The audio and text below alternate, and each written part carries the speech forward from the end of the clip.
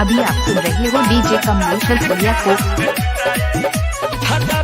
छौरी के रोले ले बानी गोर धके कबो न कौन हो देवेला कहे मोर धके हजारहु छौरी के रोले ले बानी गोर धके कबो न कौन हो देवेला कहे मोर धके कोमोता हमारा ला बनल होई जवन देख के टांगी उठाई राह में निकल चला रे भाई माल जाने कहां पे जाई राह में निकल चला रे भाई माल जाने कहां पे जाई।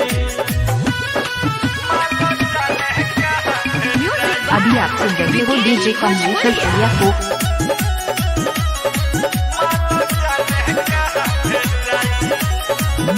का होई मैटी कोइंटर इए बिए पास कके सुततानी रोजो खाली पोखरा के आस धके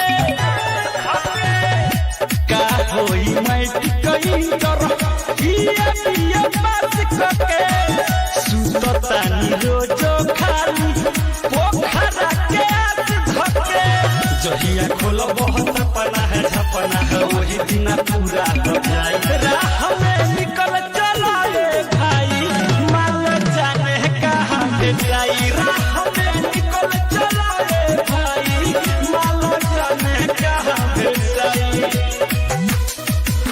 अभी आप सुन रहे हो डीजे कमलेश पुलिया को।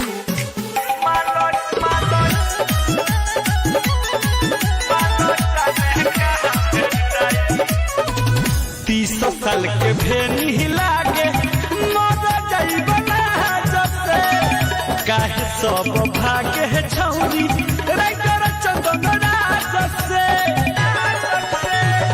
30 साल के भेनी लागे मर जाइब ना जसे काहे सब भागे है छौरी राइटर चंदन राजसे के सभी कियो कर दिखी में कहबे अपन हलाई राह में निकल चला रे भाई माल जाने कहां पे जाई राह में निकल चला रे भाई माल जाने कहां पे जाई।